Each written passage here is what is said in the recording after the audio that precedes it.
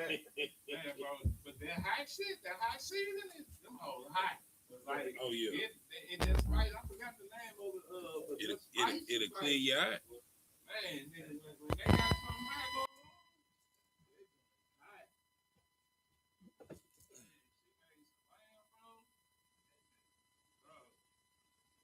Bro, I seen it. That's when I first saw manslaughter. Not really slaughter, but I saw them hanging on the hook, and they split the thing. One Westboro. Right.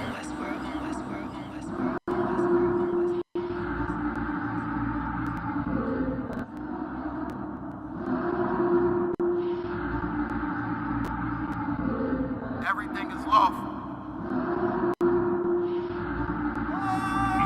Westworld. The pressure on. I remember bringing nothing home.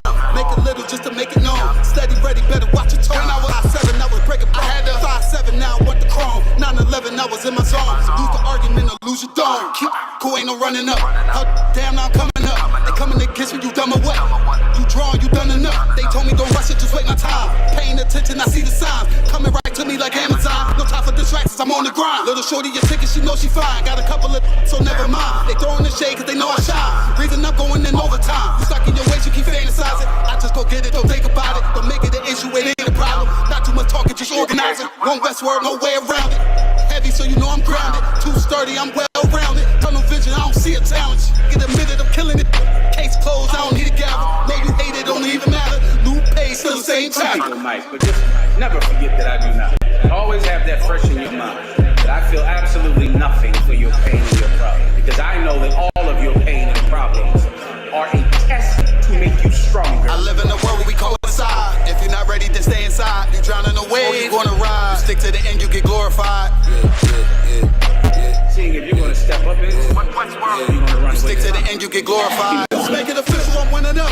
One of the greatest is no exempt. It took me a minute to figure it out. I was struggling, it made a man. Shuffle the deck and I play my hand. Just give me a reason to put them on you. Didn't believe that I had me a vision. Should I believe that you niggas loyal? We giving up game, they fumbling plays. I'm tired of talking, I'm racked out. Before that we started, they tapped out. I jumped in my duffel and blacked out. What you witnessing is elevation. Glory road to my destination. The haters, it's a celebration. And I put that on my reputation. When the fall, this a demonstration. It's sick and I know they hate it. One Westworld every season. Hot boy, this dedication. I'm giving game, I don't need favors. Go against it, you won't see the danger. You ain't family, you a damn stranger. I'll beat your ass, I don't need a bait. I don't got time for excuses. I'm plotting on making the killer. I'm getting the feeling, they know that I'm coming, I'm running, let's get to the business. I'm still playing my post. Taking the rim like diesel. Don't run with too many people. I don't feel none of us equal. None of us equal. And there are some brothers and sisters that know that so much, they would never leave you. They would never abandon you. Since you have to stay alive here, they'll stay alive with you. I live in a world where we coincide. If you're not ready, then stay inside. You drowning away, or you gonna ride. You stick to the end, you get glorified.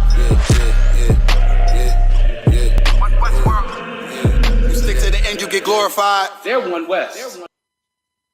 Clap it up, clap it up, clap it up. It's Israelite School of Universal Practical Knowledge, started out of 1 West 125th Street, Harlem, New York, under commanding General YAHANNA. It is Monday, the history class, where we break it down line upon line, precept upon precept, here a little, there a little, using external references to back up and support internally what is inside of the Bible. So we've been doing a deep dive, breaking down the history of marriage, right? And its origins, what marriage entails, what are the responsibilities, and what is the accountability when it comes to marriage, due to a lot of recent questions that have come about. I thought this is a very, very extremely important topic that people just they're just not accustomed to. People don't really know what marriage is, right? And a lot of people, matter of fact, you about to go.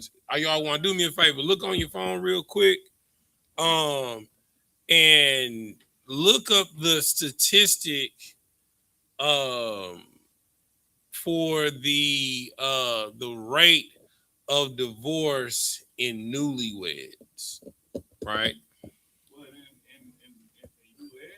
Yeah, you can do the U.S. That's fine. You can do the U.S. Because I think this is a very important thing to understand. And we're gonna get into the number one reason why this statistic rate is so high, right? So give me the statistic percentage of the rate of divorce in newlyweds.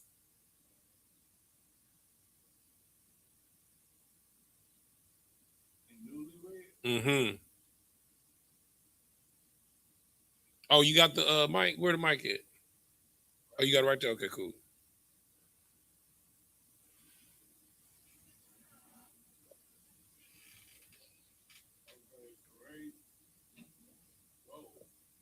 Mm-hmm.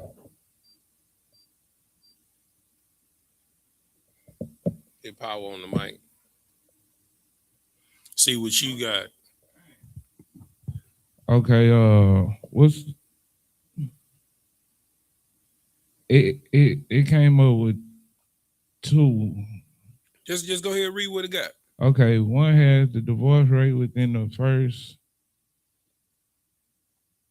first year of marriage is estimated to be around 10%. Mm-hmm.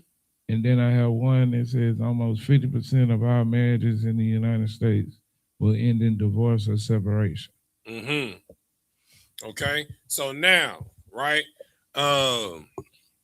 I'm gonna go to the statistics that I have. It says approximately 22% of first marriages end within the first 5 years due to divorce, separation, or death, while the lifetime risk of divorce is roughly 34% to 40%. The highest risk for divorce occurs early in the marriage, particularly within the first decade.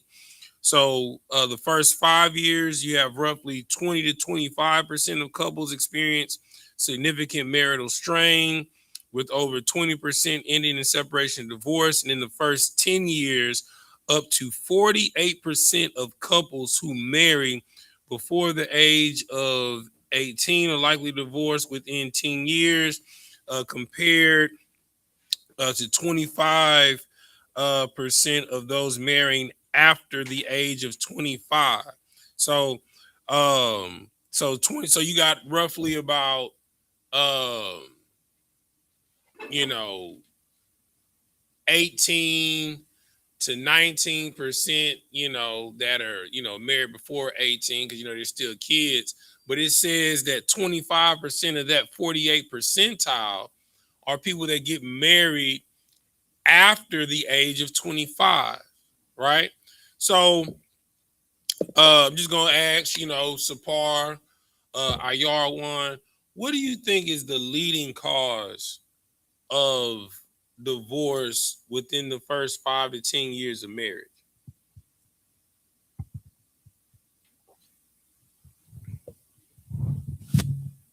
Well, we'll go first. I want to hear from both of y'all, actually.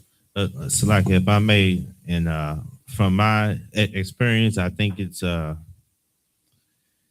can I say it? Like, you don't have a full picture of the dedication and what's required of you to be married for that long, because the people change, people attitude change. They might say they love you 1 minute, and then a few years down the line, maybe 2-3 years down the line, they are a totally different person. It takes a real long time to get to know somebody, a man or woman. Mm-hmm. All right, y'all want. What about you? What are your thoughts of the reason?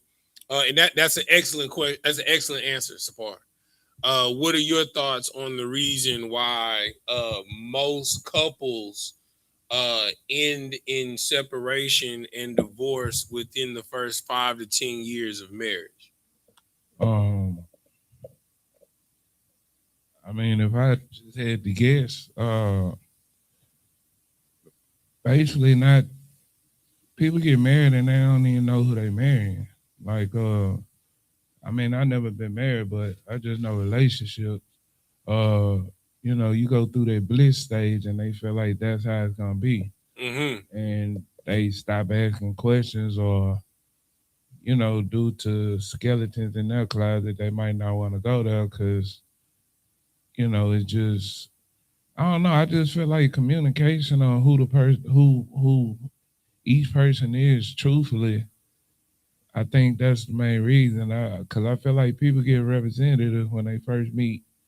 You know, getting in relationships. You know, Mm-hmm. especially if somebody getting the up or if somebody gaining. You know, it's just it's not real. So you don't get to know the person. You just trying to get to the game. Absolutely. We have RJMM 6868 says money and lack of commitment. And we have Marcus Jarrell that says lack of communication. That right there, that's it. That is the number one contributing factor to why marriages break down and end in separation and divorce within the first 5 to 10 years, which attributes to what both of you all are saying, right? Because the commonality between both of you guys, you know, they don't really know each other. You know, they you know, don't really know what to expect in marriage, right? Another commonality thing that's that said, okay, we have Auntie Coco that says finances, communication, and outside influences. Absolutely, right? But all of these things come back to communication, right? So, and most importantly, the communication that should take place before you get married, right? So before you get married, you're supposed to do what? Supposed to do what? What are you supposed to do before you get married? You're supposed to court, right? So the courting phase is the phase that all of this communication needs to take place, right? That it must take place, right?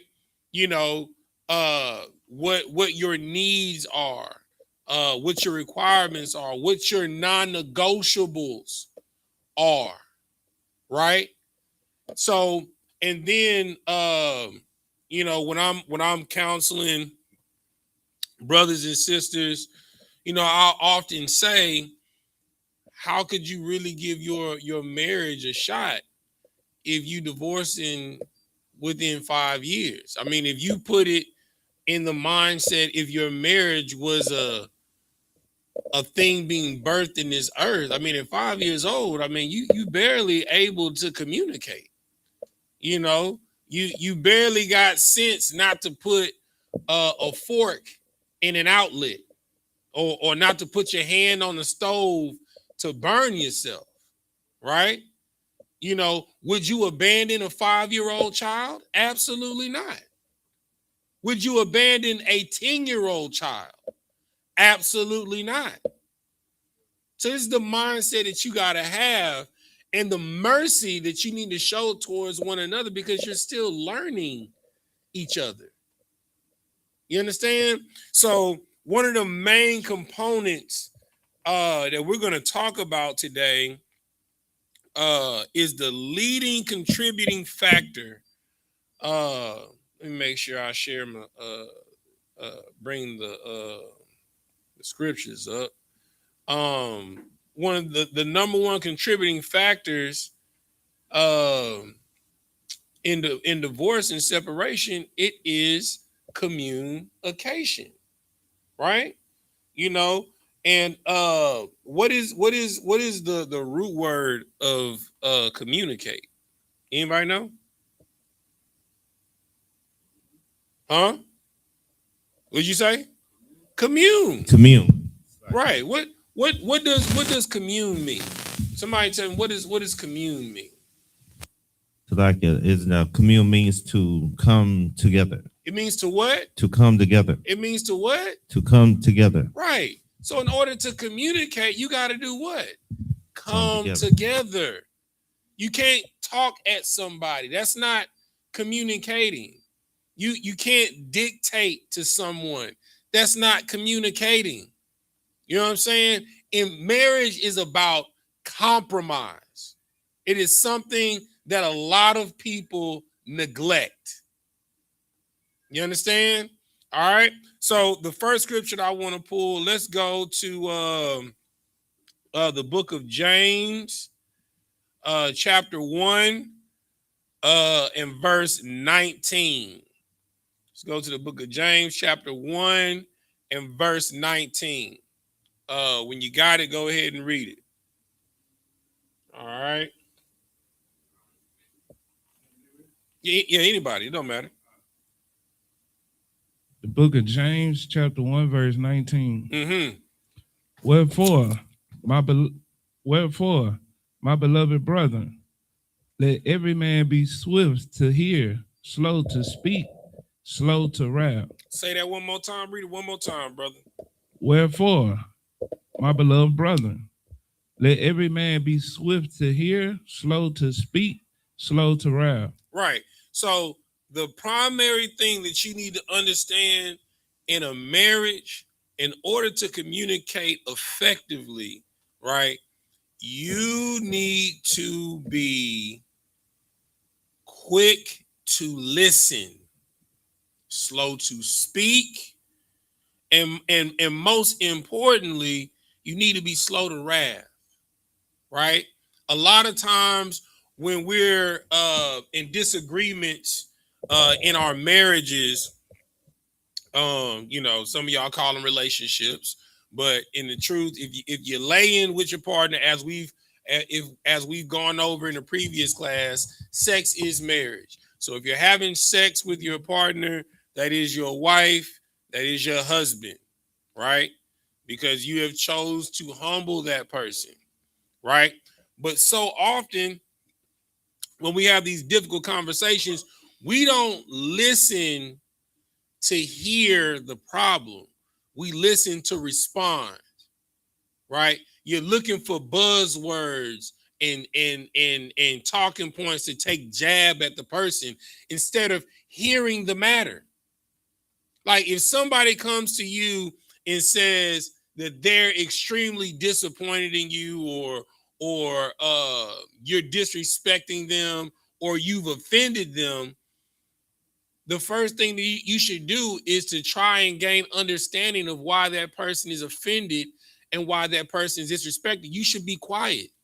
You're like, okay, well, talk to me. Like, explain. My favorite word is what General Hyman be saying to people online. Explain, right? Because I need you to break down to me how what I did or how what I said disrespected you or offended you. Because I need to know that so I don't do it again, because that's real love, right?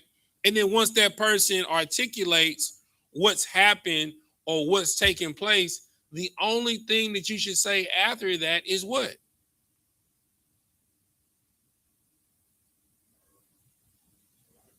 Say it on the mic. It's what? Salaki. Right. The only thing that you should say after a person has come to you and say, you have offended me, you have disrespected me, and then you tell them, okay, if you could explain to me how I have offended you, how I have disrespected you, and they go through the whole rigmarole, the only thing that should be said after that is Salakia, right? No explanation. You can't unjustify someone's feelings. Even if they're rationally wrong, you can't tell someone how your actions should make them feel. It don't work that way. That's why you should be slow to speak, quick to listen, and slow to wrath. Right? Keep reading. The book of James, chapter 1, verse 20. Mm-hmm. For the wrath of man worketh not the righteousness of God. Say that one more time. For the wrath of man worketh not the righteousness of God. You understand? Because pride cometh before the fall. Pride cometh before destruction. You understand? If you're coming from the standpoint of, you know, well, you know, you and your feelings, you know what I'm saying? Like, I mean, I wasn't trying to come at you like that or whatever, but shit, you tripping. No, you can't tell someone how they feel. They tripping. You out of pocket. Go ahead. Are y'all one? And that's so heavy you speak, even speaking on this. Cause one thing I realized about the word Salaki, like when you really say it and you really mean it and you standing on it, and somebody goes, I just went through it. Somebody goes after that and you say it again. Somebody keep going, you say it again. One or two things are gonna happen by the next day. The next day they gonna feel convicted or you gonna feel convicted. Right. And that person is gonna come to the other person. I don't know how it works like that, but that person is gonna come to the other person and be like, man, I was tripping. Like I understand, you know, how you was seeing it. But I see why that word is so vital because it stops. Even if somebody is still in a rage mode, you're not adding fuel to the fire. Listen, I had a conversation with a brother yesterday, and what came out, the alt between a brother and another brother was a breakdown in communication. And this is why we say we don't care what the offense is, deal with it right then and there. Because if you don't, this was gonna happen, Johnny. If you don't deal with it right then and there, the next time I come around you, oh, there go that whole ass nigga right there. You know what I'm saying? Or oh, here goes such and such. And every time that person come around, you got a temperament of who this person think they is. You know what I'm saying? Or your face just naturally screw up when this person walk in a room or when this person come around, and this person don't know that you got a problem with them because you did not effectively communicate. You understand? You have, like the scripture says, you have to be a good steward over the small things. You have to be able to effectively communicate over the small matters. So when it comes to big stuff, it's small potatoes. And 9 times out of 10, it's not even going to get to the big stuff because you know how the person that you're in a marriage with operates over the small things. You understand? Keep reading. The book of James, chapter 1, verse 21. Wherefore, lay apart all filthiness and superfluity. Superficiality. No, yeah, you know you're right. Superfluity. Slocky. Huh?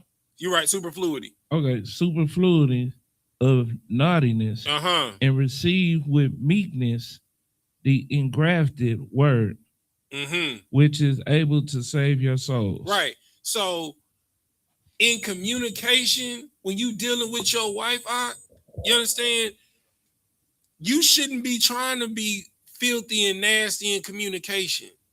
You shouldn't be looking for a tick for tat, toe for toe situation.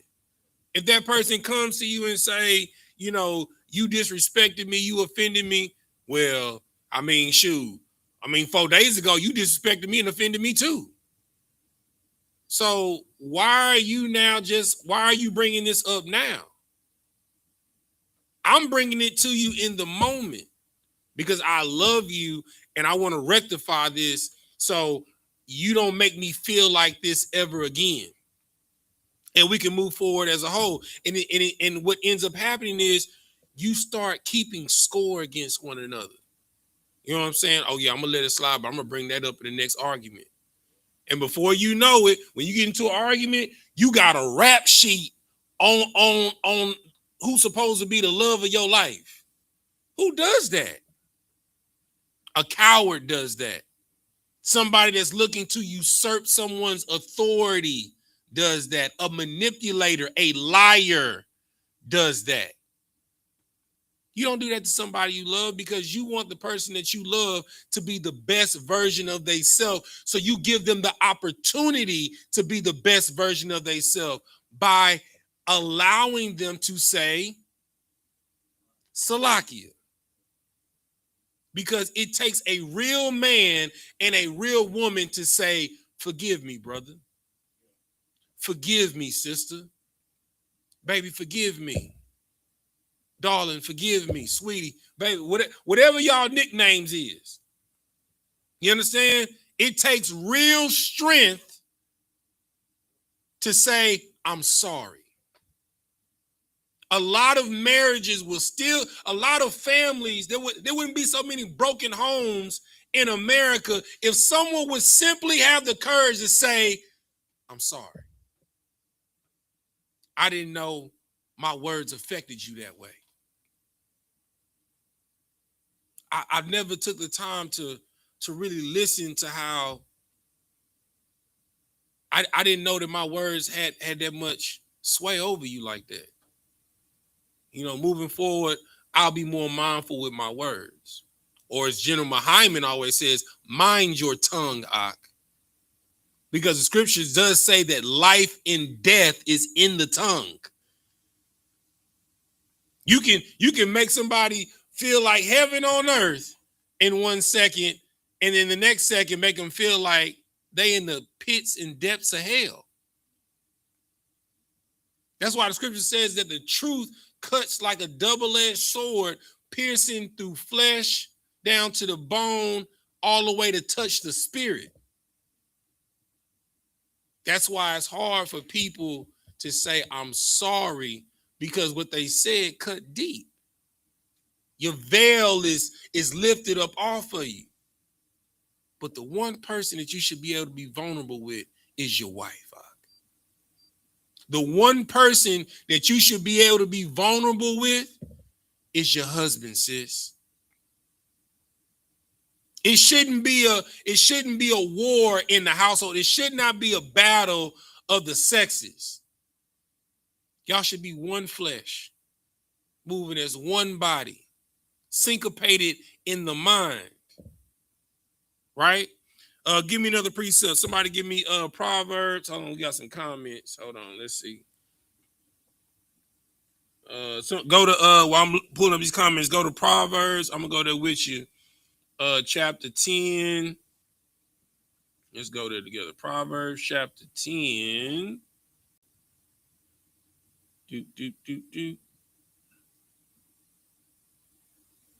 I think I might have you start a little bit. Where I want to go is verse 19.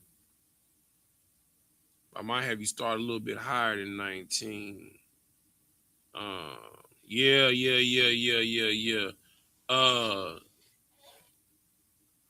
Start at verse 16. But let me see some of these comments real quick and pull them up on the screen. So man, so why y'all what's going down? Knock? He say con out of one con. That's right. Let's see. Sis say facts. Okay, we just got a couple of checking ins. All right, no sweat. All right, so let's get to it. So let's go to Proverbs chapter 10. Start at verse 16. We're gonna walk this thing down. No sweat. This is from the book of Proverbs, chapter 10, verse 16. Mm-hmm. The labor of the righteousness tendeth to life, the fruit of the wicked to sin. Say that one more time. The labor of the righteousness tend to life. Mm-hmm. The fruit of the wicked to sin. Right. So y'all heard the saying your marriage should be a labor of love. Right. So when you labor in righteousness, we know that love, according to 1 John chapter 5, verses 2 and 3, this is how you love the children of God, right? And we know that the husband is a child of the Most High God and the wife is a child of the Most High God. When you keep the commandments, right? And it says, and the commandments are not grievous, right? And then verse 3 says, and this is the love of God, to keep the commandments, and the commandments are not grievous. It's not hard not to lie to your wife, huh? Sis, it's not hard not to lie to your husband. All right, it's not hard not to steal from your wife. Sis, it's not hard not to steal from your husband. Because we all know the saying, if you lie, you're what? You'll cheat. If you cheat, you'll steal. If you steal, you kill. Right? And that's the fruit of wickedness. And that's why you got to cut it short. If somebody comes to you and communicate, look, man, I don't like what you're doing. It makes me feel insignificant. It makes me feel like you don't honor me, like you have no reverence for me, like you don't respect me. Salakia. Keep reading. Proverbs chapter 10, verse 17. Mm-hmm. He is in the way of life that keepeth instruction, but he that refuseth reproof erreth. So, whoa. Wait, read that again. Read that again. There you come. Verse 17.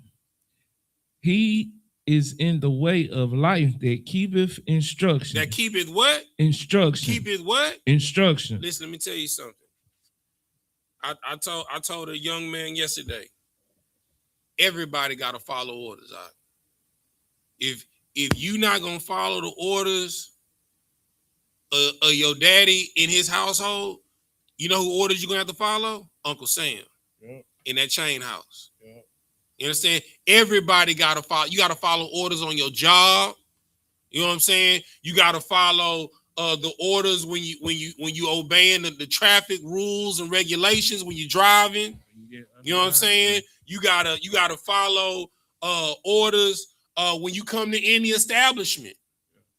When you go to the bank, you following orders in the bank. When you sign on that job, you gotta sign for the terms and agreements, right? Same thing in your household.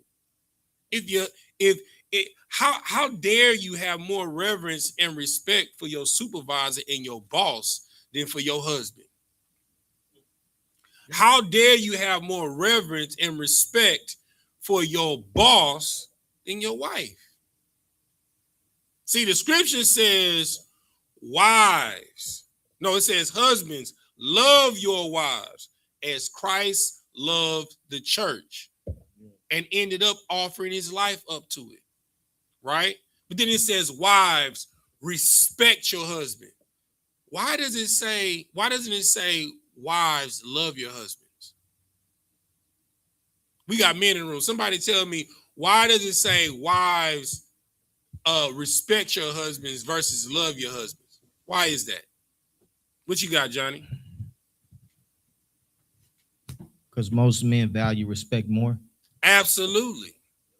You understand? Love is according to the scriptures, it's not a fleeting emotion because it's about following orders, about following laws, statutes, commandments. But the word love is an emotion, right?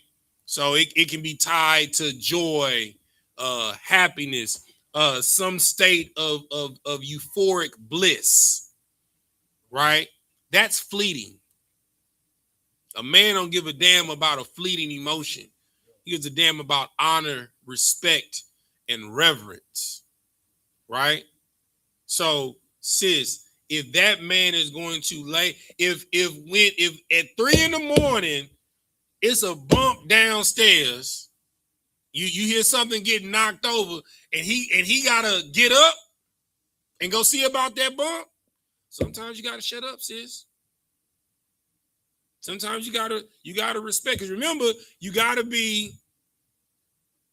slow to speak, quick to listen, slow to wrath. The reason for this is because we have to get, as the YNs or the YPs say, we got to get some straightening. We got to get some understanding in between me and you. And there's no way that we can get understanding if you're quick to speak while I'm talking. That's why in the Israelite School of Universal Practical Knowledge, when we have counsel, the rule in counsel is while this person is speaking, we need you to be quiet. If you can't control yourself, go on mute. And then when you have the floor to speak, that person is going to give you the same honor and reverence and respect. The same thing should be in your household. Keep reading. You want me to finish 17? Yeah, you're going to read all the way down to 19, actually. Okay, but he that refuseth reproof erreth. Verse 18. Mm-hmm. Hold on. For he that what? For he that refuseth reproof erreth. So when your mate comes to basically, for lack of a better word, check you because of how you handle them in public or in a situation, or they came to you about, I don't know, how you handle the finances, if you was trying to sneak some shit, Salakia, because this is what's going on. Brothers and sisters are lying to each other, and I'm tired of it. So excuse the flip of my tongue. I'm tired of brothers and sisters lying to each other. You're lying to get a wife. You know what I'm saying? You're lying to get a husband. Because in the courting phrase, it's all Shalom Yahweh Shema Thabah Shem Yahweh Shai. But behind closed doors, he's everything but a child of God. He definitely not calling him a priest or my Lord. Or with her, you know what I'm saying? It was a beautiful, a sweet thing and all it is. You didn't tell her that you was a part of the school, but then when you get them draws, oh, we married now. What? But you expect her to honor and respect you, and you didn't lay out the red carpet of what the expectations are when you lie down with her. You didn't ask the tough questions of, okay, what's your FICA score? What's how do you handle finances? How many bills are you behind and are you in debt? What's your debt level? You understand? Do you have student loan debt? What debilitating diseases do you have? When's the last time you got a checkup? Let's exchange my chart information. That should be your first date. Communicating at your level of health. That should be the first date. Y'all go and go get coffee and y'all each open up your mind chart and y'all hand each other's phones. Okay, what's going on with your cholesterol? You know what I'm saying? Oh, this say you borderline hypertension. Well, what's going on with your diet? What you intaking? Well, then that's when the woman come out. Well, baby, don't worry about it. I'm gonna cook for you. I'm gonna make sure you eating right. Because you out here driving on that truck, stopping, just getting junk food from the corner store because ain't nobody packed your lunch. So I'm gonna make sure you eat right. Go ahead, y'all. What you got? It's so heavy you say that because even in my experiences, when I never knew how to talk about my health to significant other, a female. But one thing I realized as I get older, when you talk to them about it, a real woman, she's a nurturer. Absolutely. And that's when she gonna like be on, like she gonna be on you, like tough love, absolutely. like Absolutely, she gonna be on you. But I mean, it's crazy, you know, some of the things they could stomach and some of the things they can understand, and they can help you to understand that it's okay to speak about it. Absolutely. Yeah. And then, and then the number one, the big thing that nobody asks, what's your state of your mental health? Yep. When's the last time you talked to a therapist? A counselor? Are you depressed? Have you experienced any type of suicidal thoughts in your life?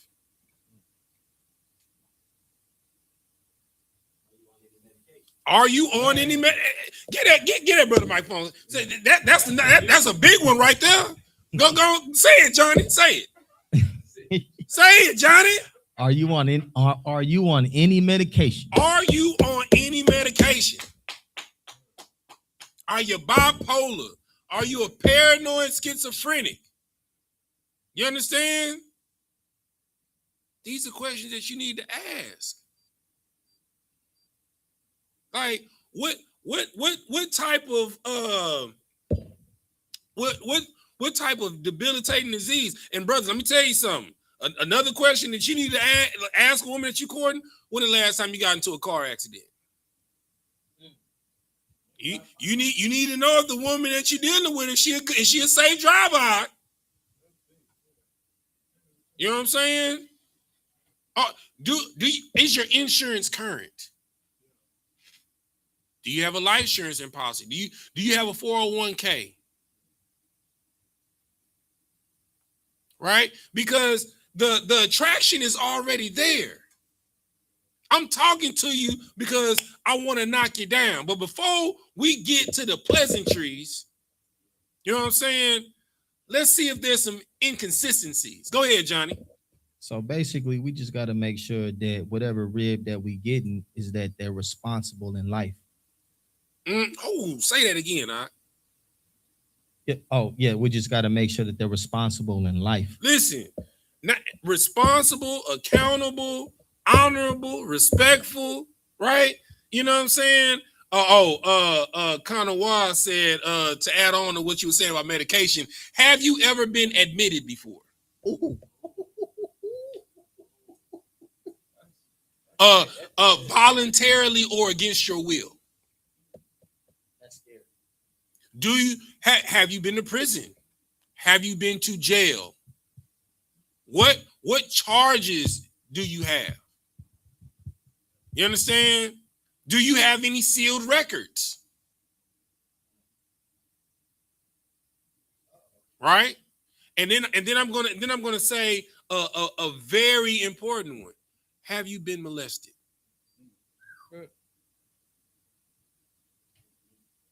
Go ahead. And it's man, that hit super heavy. Because it's crazy because like if you ask those questions like in the beginning, man, it's like it's not in the cheat sheet. It's just the guide of setting the tempo. Do I want to deal with this or can we deal with this? Absolutely. Can we get avenues? Because the average, well, I know with me, the average relationship I jumped out of was because I had to find out stuff when it hit the fan.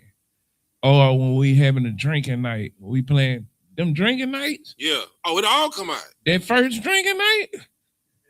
Man, that's when all those questions just get answered and you didn't even ask. I don't even want to talk about this right now.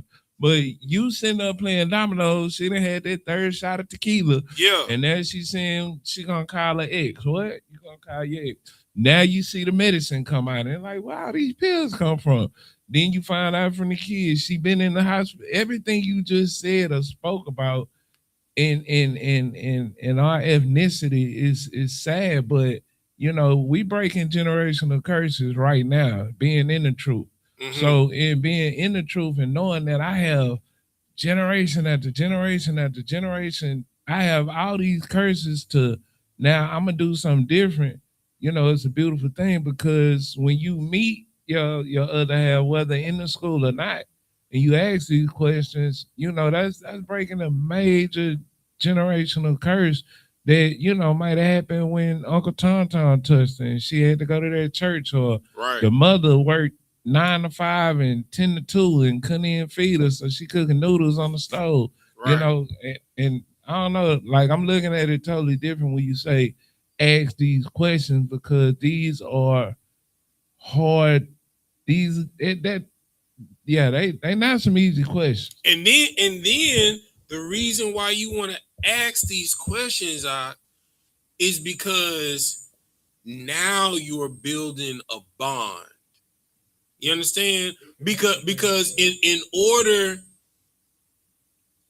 order for them to answer that type of question, the veil is lifted. They have to become vulnerable. They have to be naked with you in trust.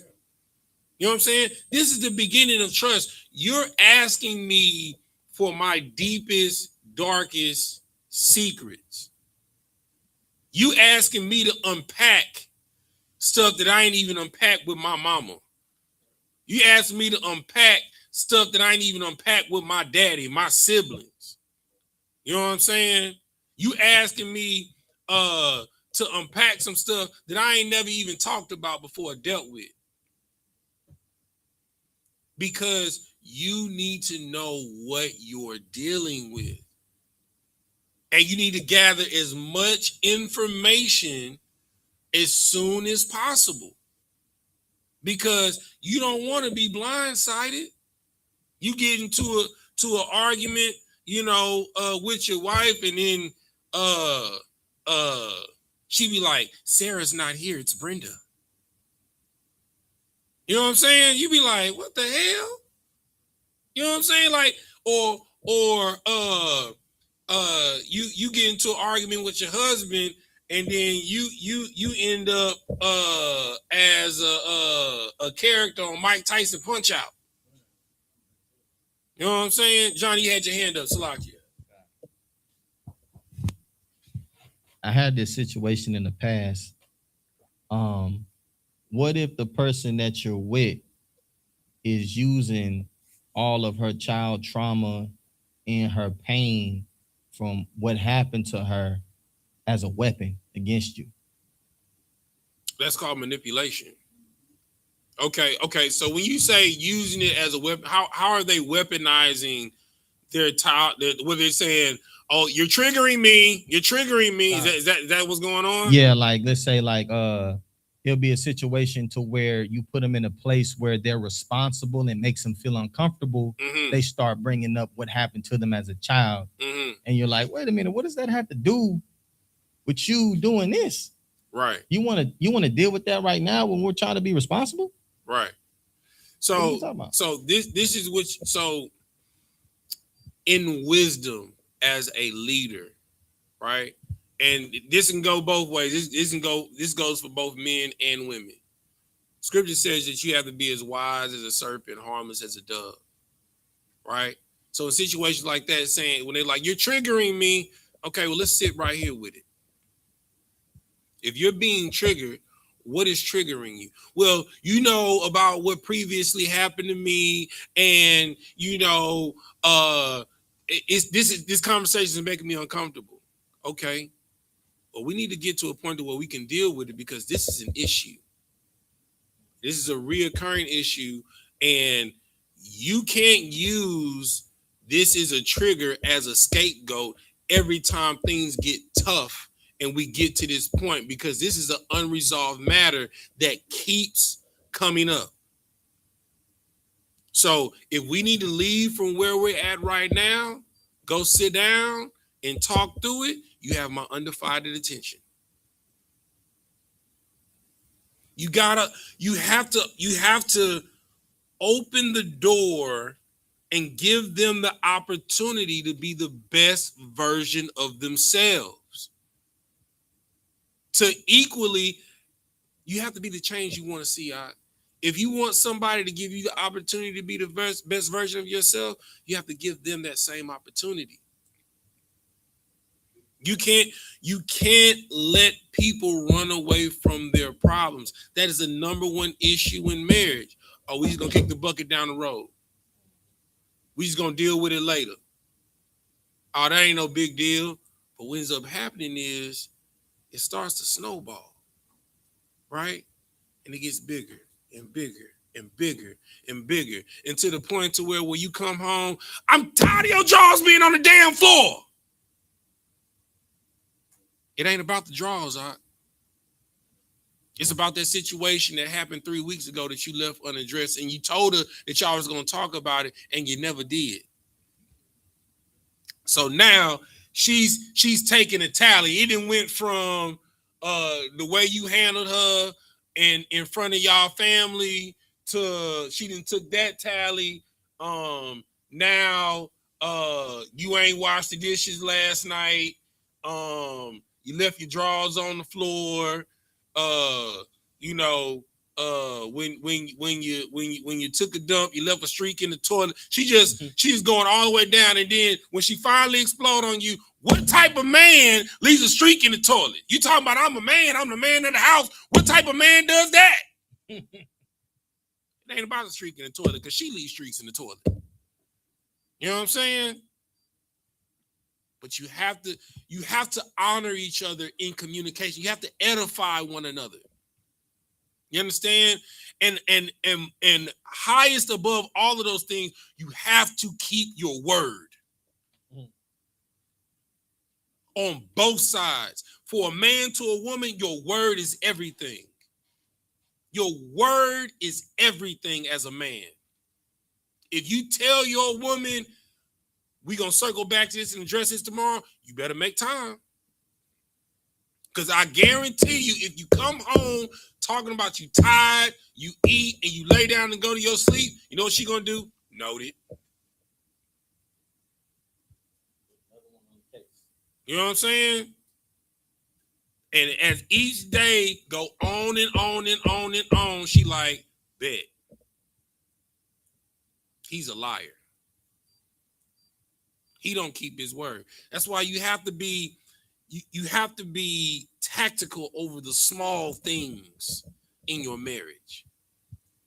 Every little minute thing. I don't care if you told her you was gonna pick up some ice cream from the corner store on the way home. You get to the door, damn, baby, I forgot your ice cream. Hey, I'll be right back. Because you gave her your word.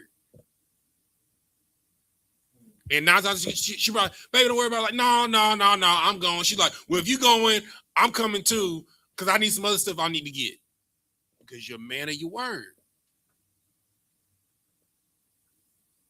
Women, you need to be the same way. You need to move in integrity in all things. Honor in all things. Truth in all things. Brothers, if you get you another wife, if you start courting another woman, well, I'll say because if you court another, the courtship might not work out. You know what I'm saying? But if you get you another wife, you need to tell your other wife. This is the home of the truth, not hidden truth. Now, do they have to be cool with one another? No, they don't. Do they have to dwell with one another? No, they don't. But I guarantee you, if you're honest up front, it might go well for you. You know what I'm saying? And don't try and get your woman in the truth and be like, yeah, I know we teach about, more than one wife, but I'm just a one-woman man, baby. And she's like, well, yeah, because, I'm not going to be with a man that got more than one. You don't got to worry about that, baby. It's just me and you. And then you switch it up. See, now you dealing in dishonesty and lack of integrity. You tricked her because you wanted the yams and you didn't trap her. And you knew her stance up front. Now, if you tell her, look, I'm not interested right now. I'm not saying that I won't get another one.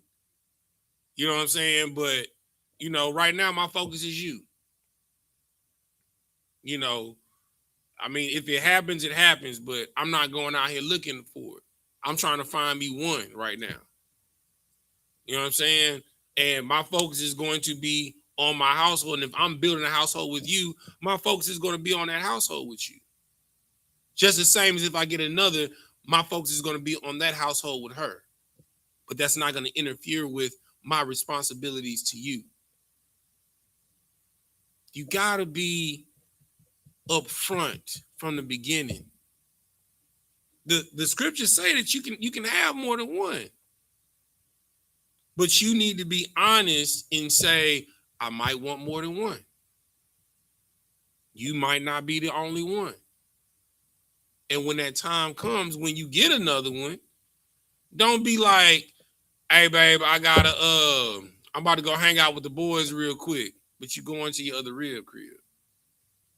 Don't be like, hey, I got to go run a couple of errands real quick, but you going to go post up at your other family house. That's being a coward, or as we say in H-Town, you being a hoe. You know what I'm saying? Quit acting like a broad. Quit acting like a broad, a female. You know what I'm saying? A woman to have more respect for you if you tell her what your intentions are up front, because if things go around, she say she not with it, guess what? You can always reference back to the original conversation. Well, I told you what I was about in the beginning. She can't get mad at you if you told her in the beginning what you're about, what your intentions are, what your plans, what your goals are. I told you from jump. Oh, I just thought you was playing. Nah, I wasn't playing with you. In the old Southern colloquialism, you're gonna have to eat the shit or get off the pot.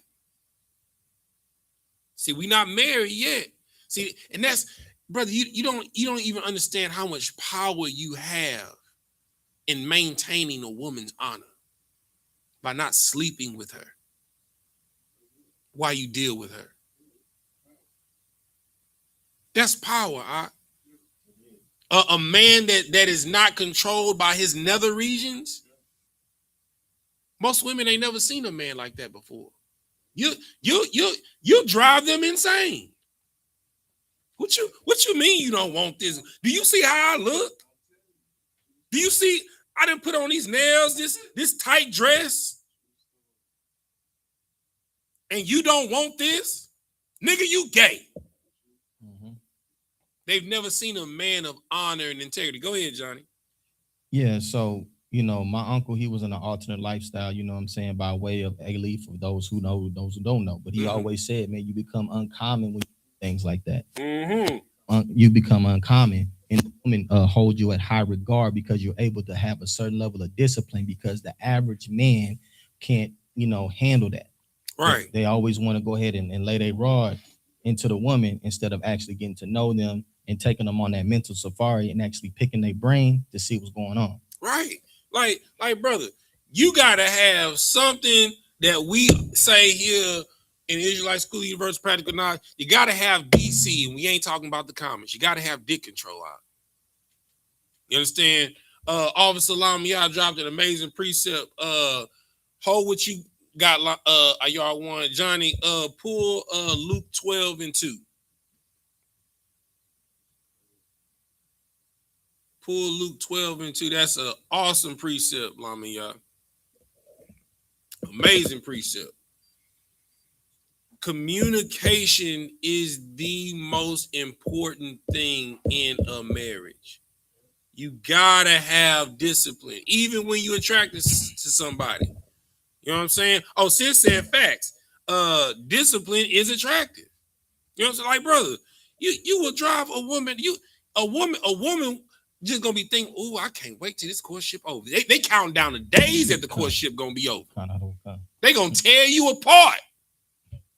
It's like, you know, it's like children on wicked Christmas Eve. I can't wait to open up that gift. You know what I'm saying? Read that scripture. This is the book of Luke, chapter 12, verse 2. Mm-hmm.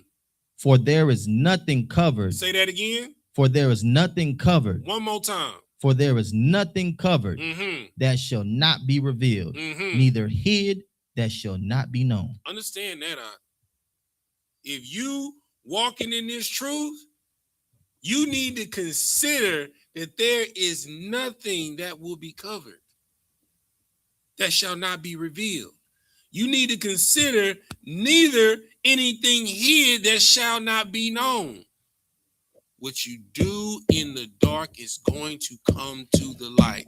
So you might as well confess. The Lord allow you to get away with it for a second just to line you up.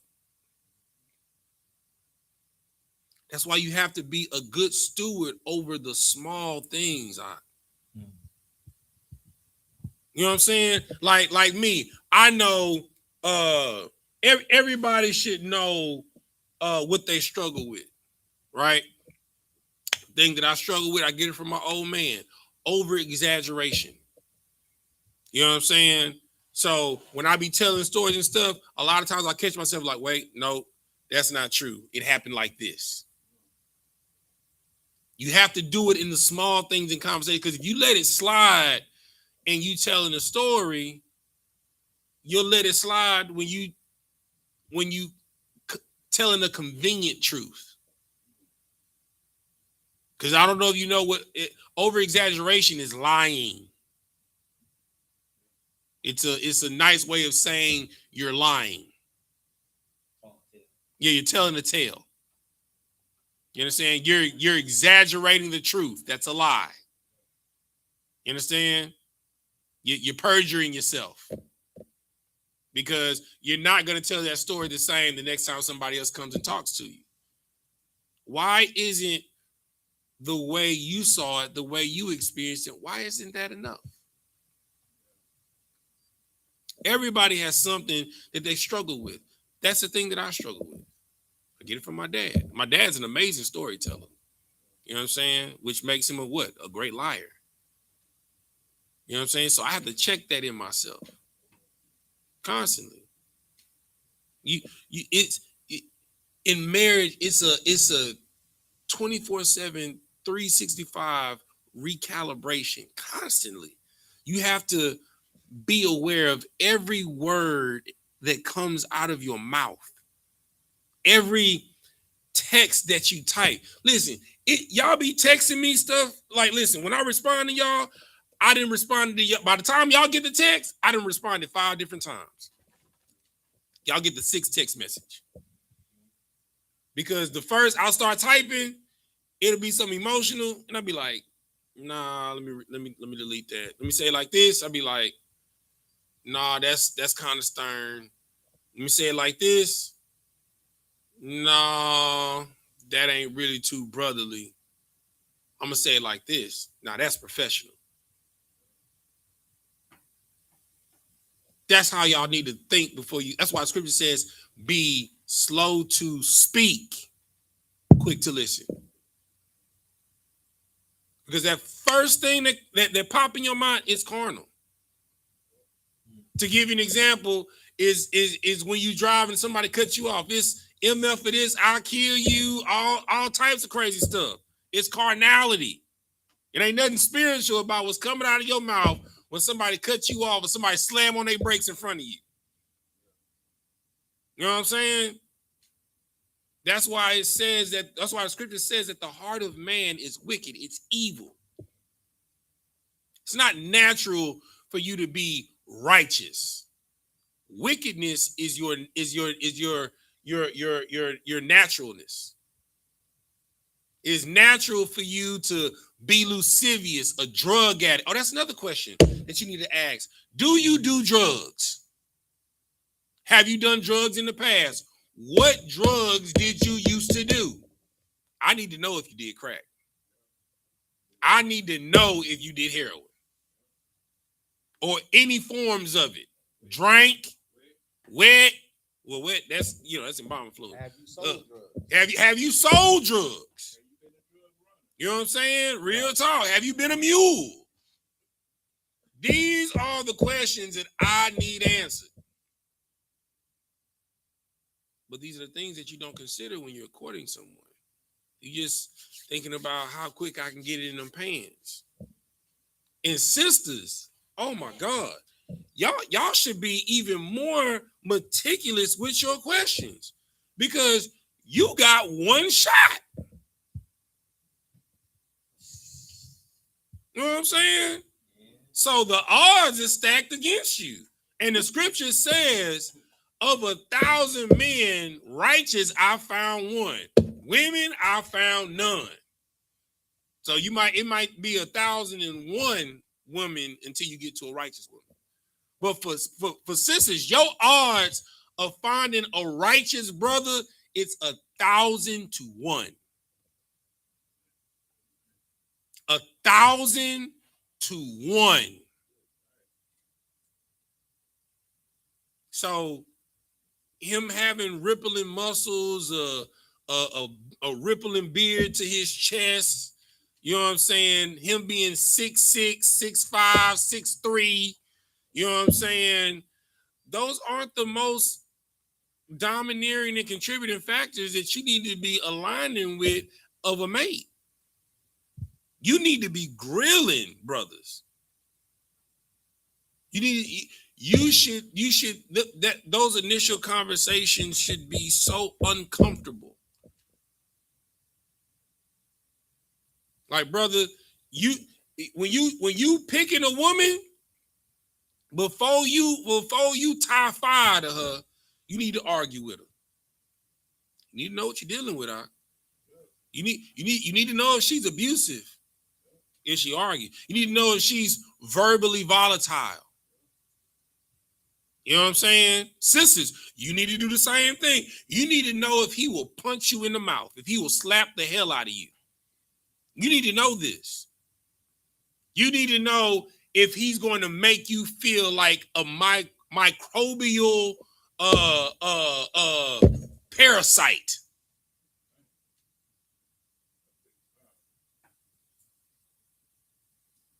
You need to know this.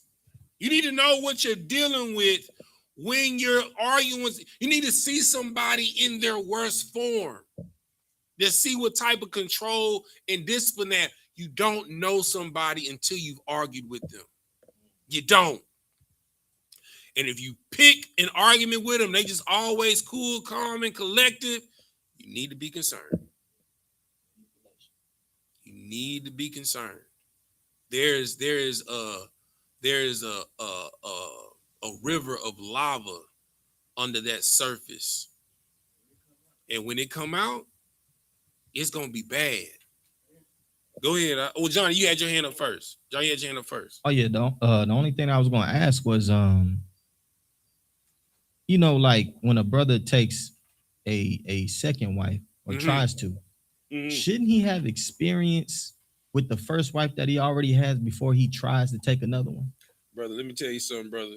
What you saying is so wise, Let me tell you something, What you saying is so damn wise, you don't even realize what you're saying, You know what I'm saying? Like, how you gonna be able to rule two households and your first household is in shambles?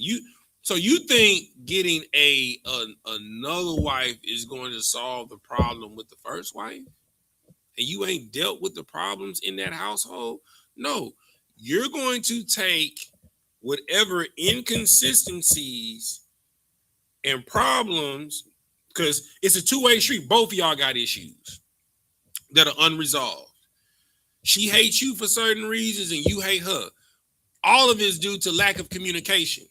So you're going to take your lack of communication, you're going to take it over to another household, and it's going to start off the same way. It's going to start off good, and it's going to drastically deteriorate in the same fashion, if not quicker. And now you're going to have two women teaming up against you. And brother, let me tell you something. You're going to want to live on top of the Empire State Building on the spire than live in a house with both of them women. You know, when you see niggas that's 60, 55 in the club, constantly turning up, it's because they're not happy at home. Man. Yeah, because the reason why I brought that up, because I had to tell a sister that, you know, because she wants to be a part of our family bad. Mm-hmm. But I told her I can't court you right now because I'm not in a position to, you know, take care of you right now. Mm-hmm. So even if you were to come in to the fold, I won't be able to give that same amount of love and protection and attention as I did my first wife. That, let me tell you something. That takes strength. That takes discipline for a man to say no. Because we were taught at a young age being a man is about conquest. It's about how many can you have, your insatiable appetite. You know what I'm saying? How many women can you take down? How many can you devour? You wasn't a man unless you had a harem. You know what I'm saying? That's a real man to be able to say, I wouldn't be able to be a good man to you, sis. As much as I care about you, you know, I know you have feelings for me, but I wouldn't be good for you. Not at this stage of my life. You know, now, you can, you know, come into the school, still learn this truth. Hell, you might come into this truth and you might find a brother better than me that can be a better suitable mate. That takes a man. That's a real man. I'm not in a good enough place for you, but I can take you to a place where it's brothers that's just like me, and we gonna find you a brother that's can be good for you. That takes strength. Because every woman deserves a husband. Every woman. No matter if they have to share, but every woman deserves to be loved. Every woman deserves to feel secure. Every woman deserves to have companionship. Every woman deserves to know the feeling of what it feels like to be a mother. You know what I'm saying? To be a wife. Every woman deserves to know what that feels like. But you gotta be wise in your communication, because if not, you're gonna end up living in a poison well. You're gonna be bitter. You're gonna be resentful. You're gonna hate your husband. You're gonna say, I hate the day that I met you. I wish you would die. You start spitting venom to one another because you did not deal with the tough questions. You did not effectively communicate. Because when you do that and you go through all these tough questions and y'all sit like, you know what? I don't think this is gonna work. And then, you know, y'all look at you like, you know what? I think you're right. I don't think we're a good fit. And y'all part ways. No love lost. And guess what? That sister keeps her honor because you didn't treat her like a whore. You wasn't texting her, let me see your titties. You know what I'm saying? Send me some pictures in a lingerie, because you had enough respect for the brother that would become her husband. That's your brother. Because you thinking about, would I want to be with a woman who another man in the school done seen her titties, that done seen her naked. You got to think like that. You got to fight to reserve her integrity and honor, even when she's thinking carnally. Because it'll be times, you know, you walk in there, you got that Carl gas on, you know, that fourth dimension. You know, you smelling good. You know what I'm saying? You got your war scarf sitting right. your war crown, you know, your garment, you out here looking glorious, and she just can't control herself. It happens. It'll be times when you can't control yourself. Just let that not be in the courting phase. You know what I'm saying? But you gotta effectively communicate. Y'all want to go back to where you were? You dropped off at verse 17. Let's read down to 19.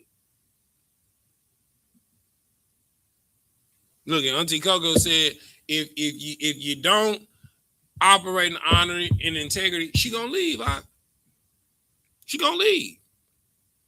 You know what I'm saying? So it's best you keep it real in the beginning. Go ahead, y'all want.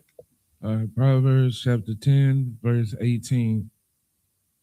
He that hideth hatred with lying lips, and he that uttereth a slander is a fool. You understand? So he that hideth hatred with lying lips and slander is a fool. If you hate somebody out, that means that they offended you somewhere and you didn't say anything about it.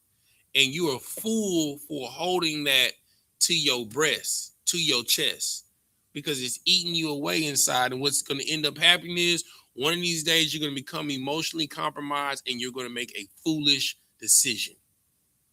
Keep reading. Verse 19. In the multitude of words, there wanteth not sin, but he that refraineth his lips is wise. You understand? So in the multitude of words, let me tell you something. When you talk a lot, you're highly susceptible to lie. You should be a man and a woman of few words, because he or she that holds their peace in a lot of situations is considered wise. Because even if you stupid, nobody know you stupid because you're not saying nothing stupid. You know what I'm saying? You don't have to always utter what's in your a fool. The scripture says a fool uttered his whole mind. That's what the scripture says. Everything that comes to your mind don't need to be expressed. It don't. And it'll keep you out of a lot of trouble when you have that type of mindset. Give me another precept. Go to since we in Proverbs, go to 17 and 27. I'm gonna go there with you. And Johnny, go to 14 and 17. Let's see what I say first. I said 17. Go to Proverbs 14 and 17. Let me scroll down. Hold on. Let's see what I say. 17 and 27. I might want you to start a little bit higher.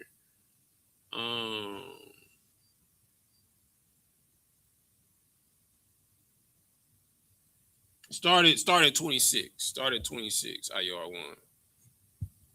Come. Proverbs chapter 17, verse 26. Also, to punish the just is not good, nor to strike princes for equity. Right. So it is not good for you to punish the just. Right. So if somebody comes to you with an offense, right, you shouldn't be trying to look at how you can get a one-up in that argument. They came to you in vulnerability and honesty and spoke to you, somebody that they love, and how an action that you committed affected them. Doesn't matter if it's the husband or the wife, right? So you should want to do good in communication and edify them, because if you really love them, it would pain you to see them disappointed. It would pain you to see them in pain or mental anguish or frustration. Like when you look at your wife and she have a bad day, as a man, if you really love that woman, you automatically thinking, how can I fix it? How can I take this load that my woman is bearing? How can I take it off of her shoulders so I can see that smile on her face? As a man, that should be your mindset. Not she show you the load, damn that, take 10 more pounds. Add to it. That make you a dog. Because that's how you treating your woman, like a mutt. You understand? Keep reading. Verse 27. Mm-hmm. He that have knowledge spares his words. Say that one more time. He that have knowledge spares his words. You know what? You may be acting like a bitch, but you know what? I'm gonna bite my tongue. So in your mind, she tripping. First thing that's on your lips is to call her a bitch. Like, bitch, who the hell are you talking to? But you be like,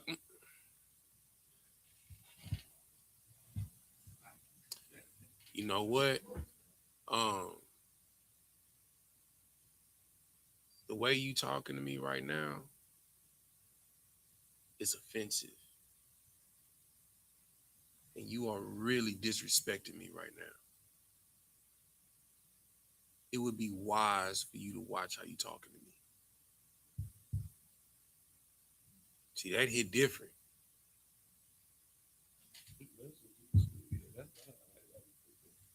That hit different. And when a man says that to a woman, and you looking them in their eye when you say that, time slow down now. She start, okay, well, maybe. Okay, I'm sorry. I took it a little bit too far. I apologize. No sweat. I understand that you're angry. But one thing I'm not gonna be is a hoe ass nigga. One thing that you're not gonna call me, I ain't a bitch. One thing that you're not gonna call me is a dog. Because I don't use those adjectives to describe you. Why would you use such words towards somebody that you love? I understand that you hurt, but you need to learn how to articulate yourself in a respectful manner. Because if you disrespect me, you opening the door. And I'm trying really hard to love you right now. So let's choose our words a little bit more carefully.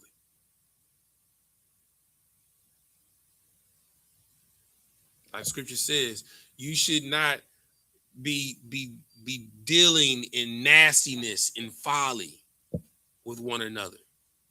Right? Read what you got, Johnny. Let me go to where I told you go to 14. 14, 17. Yeah, and then you're gonna jump down to 29. Let me go there with you. 14. Okay. Hold on. I'm gonna pull it up for him online, bro. Hold on. All right, zoom in. All right, go ahead. This is the book of Proverbs 14 and 17. Mm-hmm. He that is soon angry dealeth foolishly, and a man of wicked devices is hated. Say that again. I'll read it one more time. He that is soon angry dealeth foolishly. You understand? If when you see something, let me say this. I'm gonna speak real plainly. If you gotta go through your real phone, you don't trust her. You have some type of insecurity inside of you that you need to deal with. If you gotta sneak, when she's sleeping, put her phone over her face to unlock her phone to go through it, or sis, if you gotta be 007 and you know you gotta go doom doom doom doom doom doom doom doom doom. You know what I'm saying? To sneak, to try and pry. I guarantee if you go looking for something, you're gonna find it. You're gonna find something. You're gonna find something that ain't to your liking, and you're gonna blow up about it without context.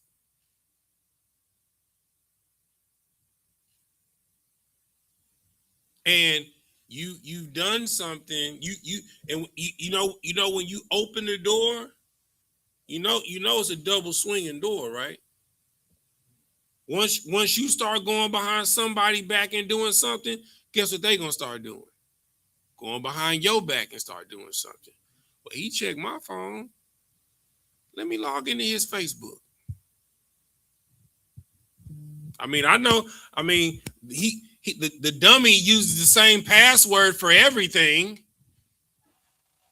I know his Netflix password. Let me see if it's the same password for Facebook.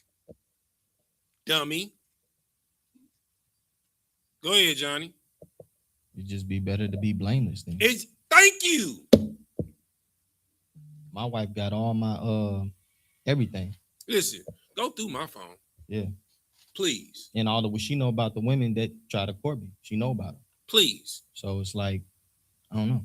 Just be blameless. Tell the and truth. sis, if a nigga jumps in your DMs, show your husband.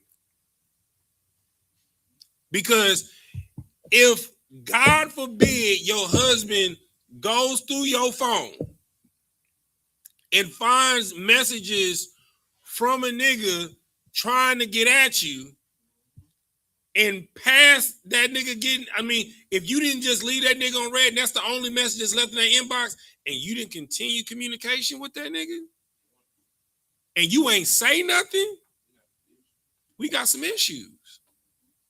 It's gonna come off as if you got something to hide. And it probably ain't even nothing. Right. You know what I'm saying? You probably just played it to the left and like, ha, ha, ha, you know, to not make it awkward and stuff like that, and not make it weird, and you try and change the subject and start talking about all types of stuff, but you're continuing to communicate with someone that has a intimate or sexual interest in you, and you're married, and you did not communicate to your husband that this person tried to shoot at you. Go ahead, y'all one. I learned that in one of my back in the day, one of my little counseling groups, and they said with anything, any situation, when you look at it, to engage is to hold on. Absolutely. To engage meaning like, so if I entertain it, like somebody could do something to me, or somebody could say something to me, somebody could wrong me, but if I have an action towards that and I entertain it and I engage in it, I'm holding on to it. Absolutely. So you might say you're not holding on, but if you engaging in that conversation, something in you likes it. You like the attention. It's something about the way that brother talks to you makes you feel something that you're not getting from your husband.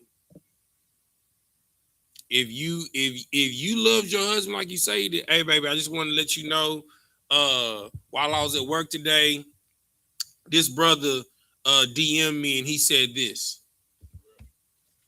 And then you say, how you want me to handle it? Oh, it ain't no big deal, sis. I mean, it ain't no big deal, baby. Don't even worry about it. You know, if he keep commenting on your posts, just ignore him. You know what I'm saying? And if he gets disrespectful, just let him know that you'll refer him to your husband, and then I'll deal with it. Go ahead, Johnny. Because if you have a wife, stuff like that's gonna happen because she's beautiful. Especially you got a bad one out. Yeah, it's gonna happen. Niggas is gonna shoot. Yeah, it's gonna happen. You know what I'm saying? Don't try to knock you. Yeah, because they want to chill with a baddie. You know what I'm saying? You feel me? You know, I mean, they see the same thing in your rib that you saw in her. They gonna shoot, my boy. You feel me? So it's nothing wrong with your wife getting hit on, but it is you gotta check how she addresses it. You know, you let her handle it. You know what I'm saying? Like, you know, like if y'all out and about, let's say you go to a restroom and when you didn't came out, you see a nigga trying to talk to your wife and stuff like that or whatever, let her handle it at first. If a nigga get out of hand, then you check that nigga expeditiously with prejudice. You understand? But the brother didn't know what the issue was. You understand? The brother didn't know that you know he just saw something beautiful, he shot. Yeah, and like y'all want to say, a lot of times they know and they don't give a damn. But you give your wife the opportunity to say, I'm married. Go ahead. You know, coming into school, I know that I got to tread lightly on certain things that I used to do and have a habit of doing. And explain. Well, normally when somebody do something like that to my wife, I get mad. I want to squabble. You know what I'm saying? I want to throw hands like, man, where you at? Nah, no, I'm finna come see about that. You don't play about my wife. So now that I'm in the school, now I'm in the truth.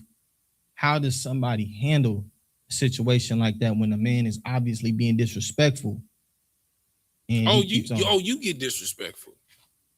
All right, let me give you an example. You know, several brothers during the tenure of me and my wife's marriage has hopped in her inbox. You know what I'm saying? Niggas that she showed me, and I see them comment on her posts, on specific posts. They don't comment on nothing that she be typing. Let her post a picture. You know what I'm saying? You know, or she having a bad day. A nigga come under the post. Yeah, you don't got to deal with that. I'll come up under him. The hell she don't. You know what I'm saying? Like, it is your job to check a nigga that gets disrespectful out. You understand? That is your job. Now, if a brother approaches your rib and she say, I'm married, and be like, hey, my bad. You know, I just saw a beautiful woman, you know, thought to shoot my shot. That's a blessed brother. And she be like, thank you. And then she just keep it moving. No harm, no foul. But if a nigga get foul, if a nigga say some stuff to your rib, like a nigga said to my rib, bro. Nigga said to my rib one time, he shot at her and she was like, I'm married. And he was like, so your husband don't let you have friends? What? What? Nigga, I'll break your face, nigga. You know what I'm saying? That's when you get disrespectful. You know what I'm saying? You let the nigga know that it's an alpha over here. And if you come in my yard, you gonna get bit. And you pissing in my yard right now. You'll never say that to my wife in her face. Not while I'm there. Cause I'll rearrange it. And listen. Me and my wife, we was at Chili's. We was at Chili's. And my wife was engaging in a conversation about sports. A nigga across the way had said something slick, and my wife was like, well, I ain't even talking to you. You know what I'm saying? And he was like, well, I'm talking to you. And I was like, well, now I'm talking to you. Well, I wouldn't, he's like, no, my wife don't got nothing else to say. Now you talking to me now. What's the problem? Well, I was just, she said this about, okay, cool. And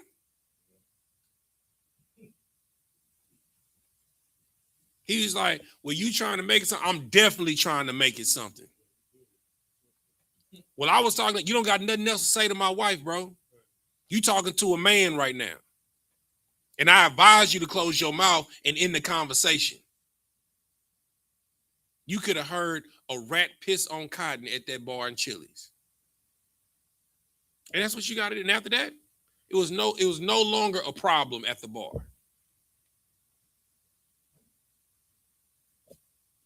Zero disrespect when it comes to your household.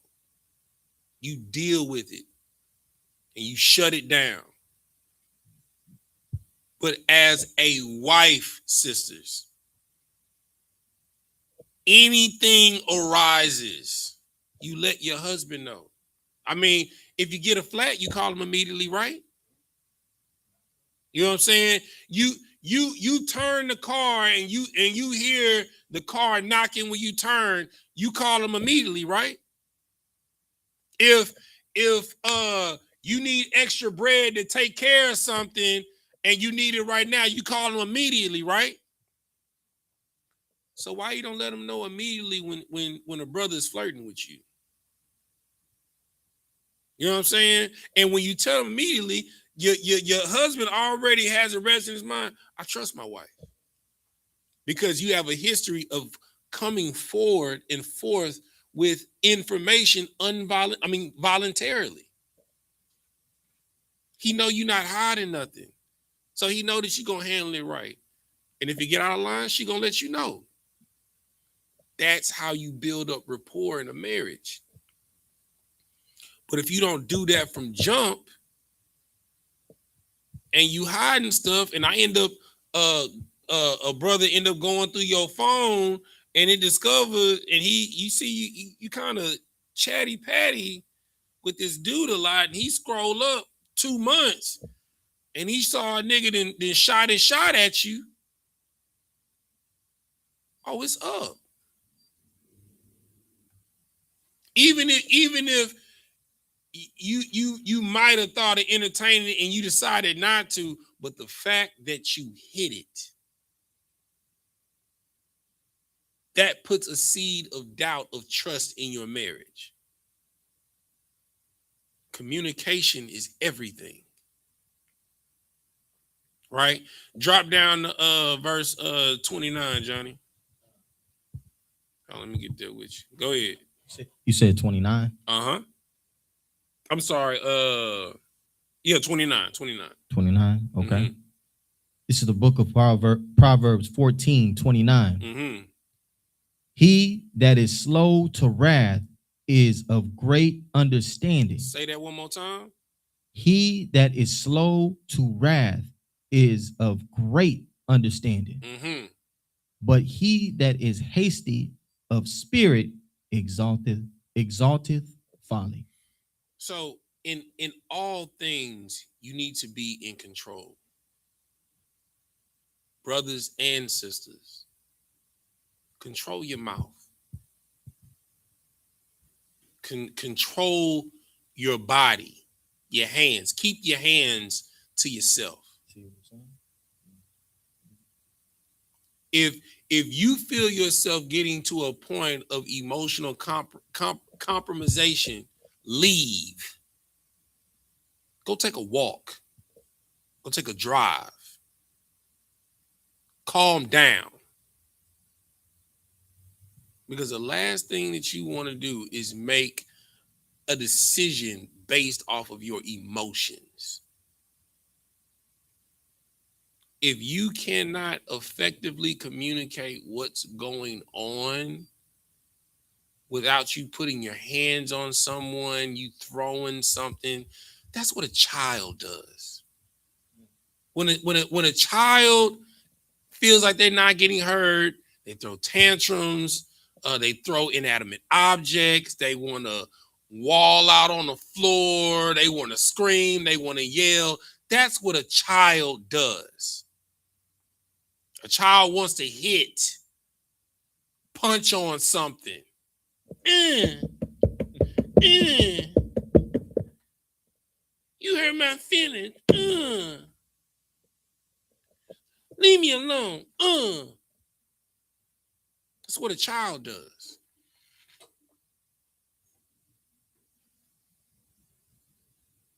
So in the first 5 to 10 years, your marriage is a child.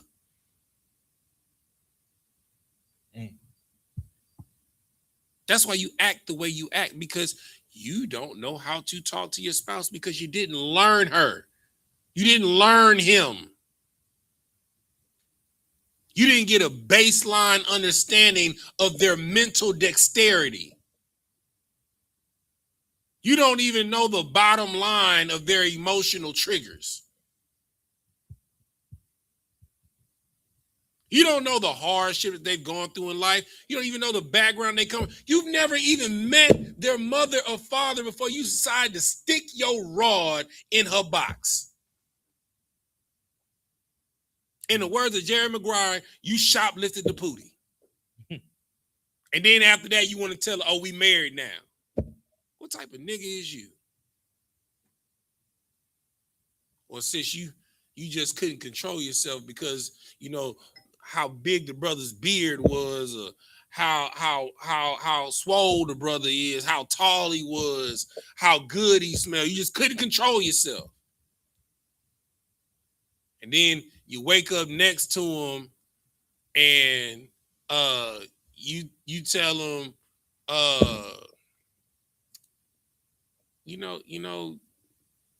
you should probably, put some different colored drapes, right? And he'd be like, bitch, shut up. Anybody asks you your opinion? Get dressed. Get out.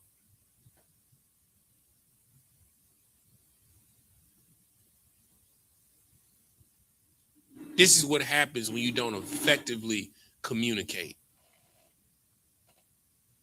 Go ahead, Johnny.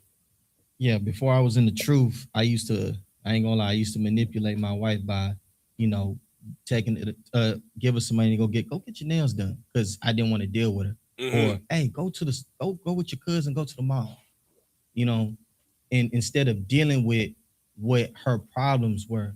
And I learned down the line that was the worst thing to do because she just, it just kept building up. Right. And then it exploded one time because she threw the money in my face one time. It was like a couple 20s and like some 10s. She threw it in my face. Mm-hmm. She was like, I don't want no money. I want you to talk to me. Listen, let me tell you something. That's what she said, man. I'm gonna give y'all brothers a secret. Yeah, some of y'all need to learn the art of auto response. I'll break that down. Let me tell you something, brother. Listen, your wife wants you to be her best friend. That's what she wants. You know what I'm saying? And you don't be giving a damn about what go on at her job, the soap opera drama. I mean, hell, you might not even care about the little stuff that the little sibling rivalry, tumultuous things that be going on with her siblings and in her family and stuff like that, or what crazy thing that happened in the world. But it's important to her. You know what I'm saying?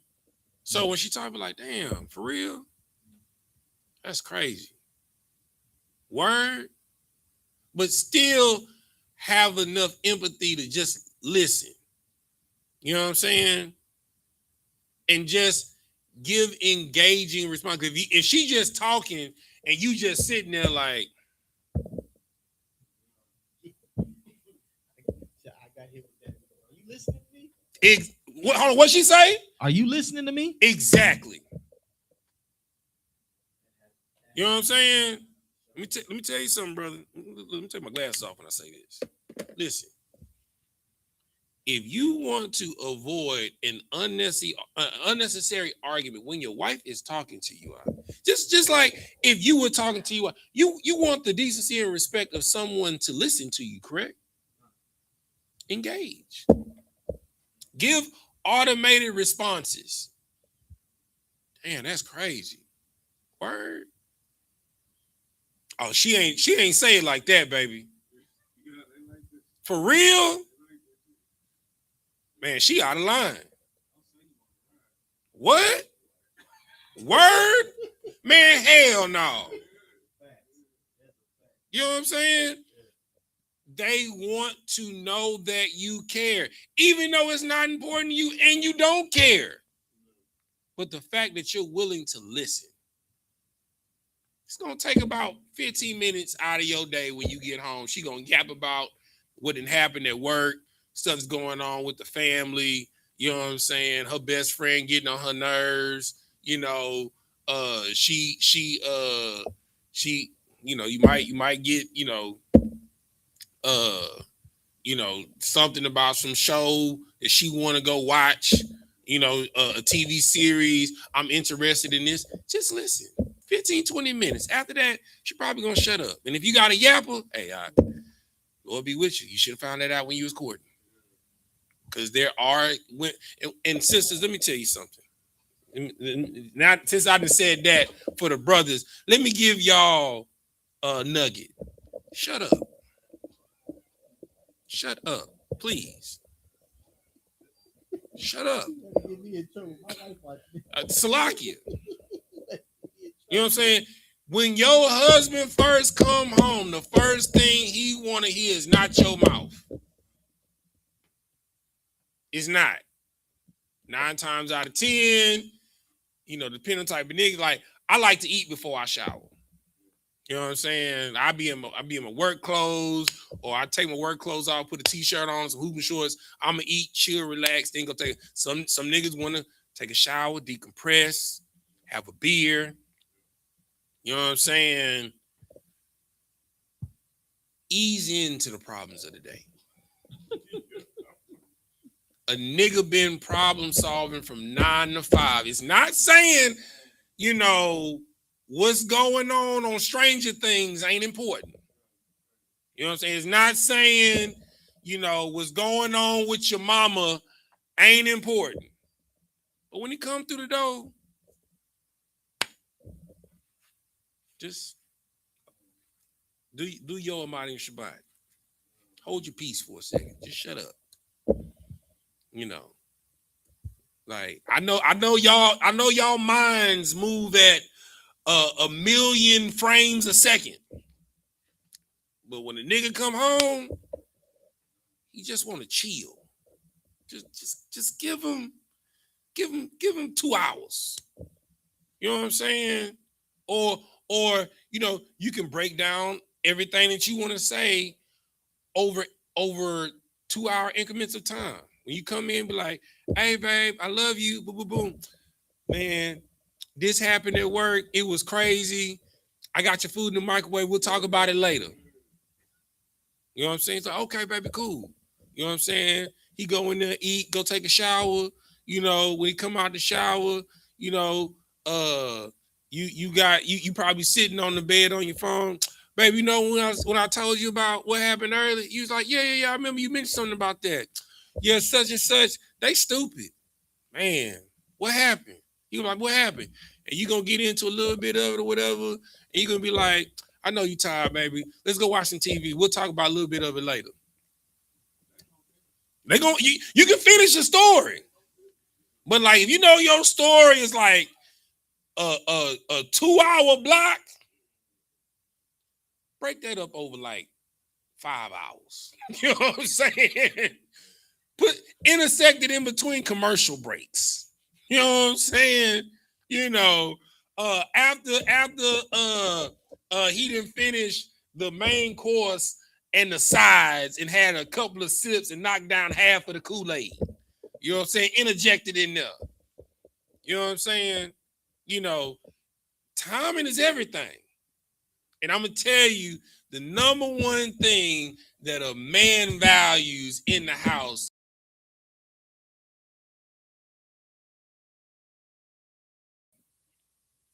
If you're a woman that run your mouth all the time, Your husband is going to sit in the car for 2 hours outside before he comes in the house, sis. I promise you.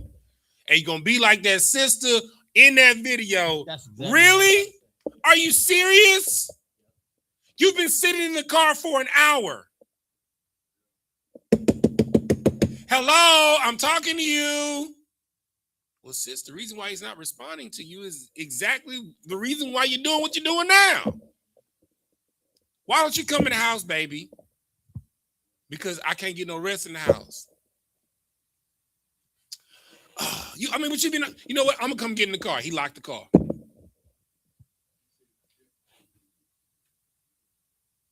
Because all he wants is peace. But you want a war. You addicted to chaos. You so addicted to chaos, you don't know what peace feels like. And if things is too cool, you be like, oh no, I gotta throw a monkey wrench in here somewhere. I don't feel right unless he yell at me. That's the only way I know he loved me. He gotta throw me up against the wall and put his hands around my neck so I can get aroused. That's how I know he loved me. You are insane. You have lost your mind. You're not right. But brother, you didn't ask the necessary questions to see how far from the cuckoo nest she fell. Go ahead, y'all want my bad, brother. No, go ahead. That's what, John, I know you had your hand up too. Oh no, you already said what I was gonna say about that dude that was sitting outside. But you know, that's one of the things, because sometimes it's just that we need that quiet space just to think, because we got so much responsibility. Absolutely. Like, listen, let me tell you something. And don't let your husband be a priest, sis. Listen, he got to go to camp every Saturday, sis. It's a part of it.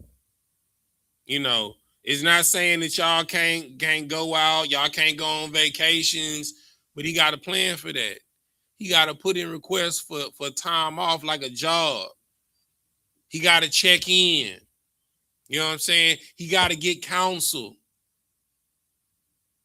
So if he got to do that, guess what you got to do? The same thing, sis. I know it's foreign to you. This is new. You know, it's a little weird because you're not used to communicating your problems like an adult. You're not used to asking for permission because you feel like you're grown. But don't you got to put a request in for PTO? What's that? At permission time off. That's what PTO is. You're asking for permission for time off. You know, when you take FMLA, it has to get approved. You know, when you wanted to go to the movies as a kid, guess what? It had to get approved. You wanted to go to the mall, it had to get approved. You wanted some new Jordans, it had to get approved. You wanted the new PlayStation, it had to get approved. Everything has to go through some type of structure of approval. What makes you think you can just wear what you want to wear? And you're married? Absolutely not. Because when you step out that door, you don't just represent you represent me. Just like in the school, I can't just go out here and do drugs because I represent Johnny, I represent Ayarwan, I represent Sapar, I represent Captain Yatazak, I represent Tabazar, I represent Sapar Ya'ala, I represent Shamgar, I represent Commander General YAHANNA, I represent General Mahaiman, General Mayak, General Kathum Gabar, General Kabal Ahmad, General Shawamar. I represent something in people in mass more number than me. It's not about me. The moment you open your legs or the moment you enter your rod into a box, it's not about you anymore. Right? Lord forbid you have kids. It's over. It's me is over. It's we. We speak French in this household or Creole. We. So if you are a selfish bastard, don't get married.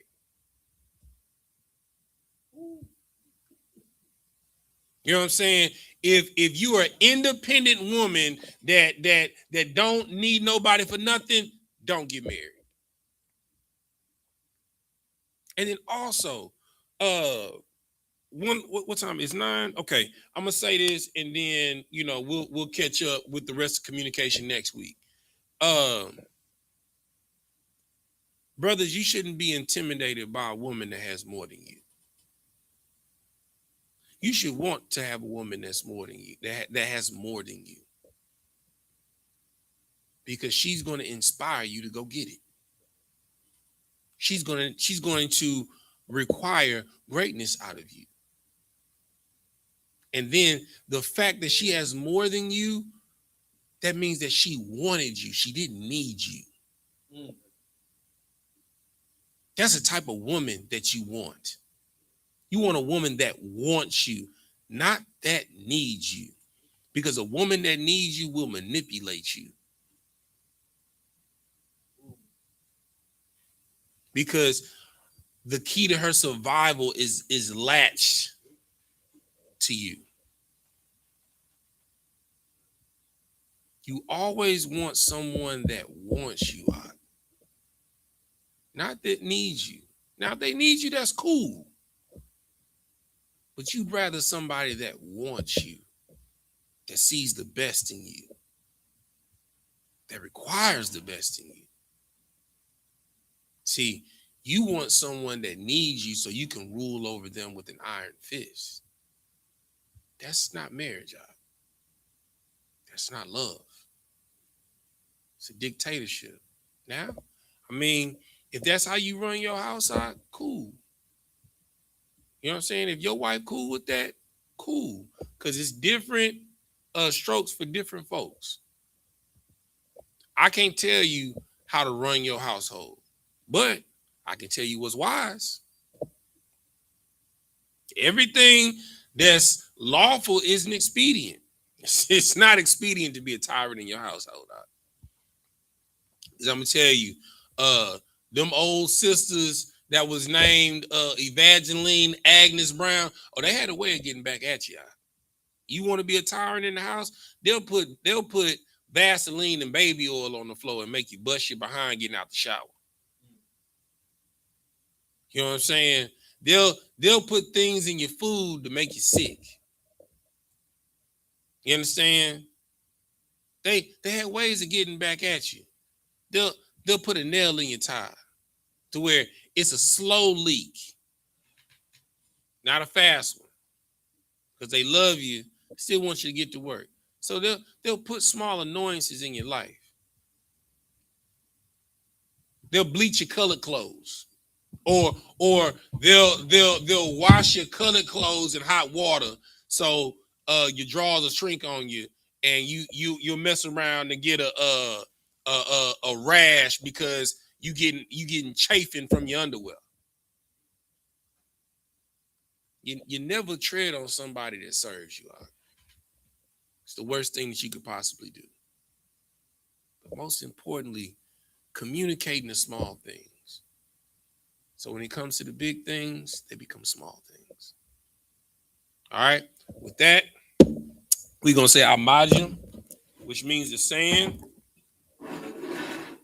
Asar, which means the turn. We're gonna face the east.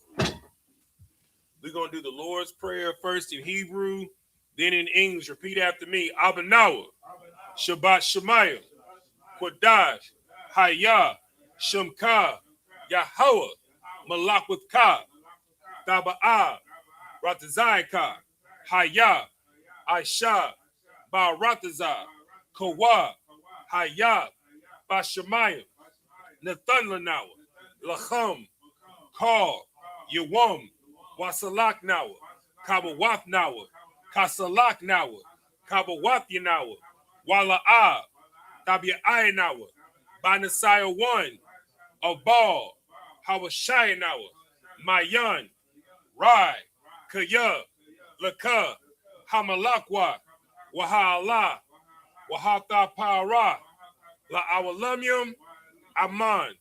In the English, Our Father, which art in heaven, hallowed be thy name. Yahweh, thy kingdom come, thy will be done in earth as it is in heaven. Give us this day our daily bread, and forgive us our debts as we forgive our debtors. And lead us not into temptation, but deliver us from evil. For thine is the kingdom and the power and the glory forever. So be it. Sar, turn to face the front.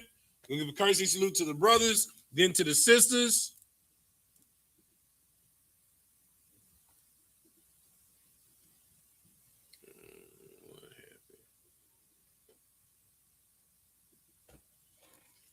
Men of Israel, mighty Shabbat, Majid, Rock, Yahweh Shem Yahushua Brakatah, Yadamatah, Sar, turn to face the sisters. Men of Israel, mighty Shabbat, Majid, Rock, Yahweh Shemar Atah Shem Yahushua, Yadamatah, dismiss.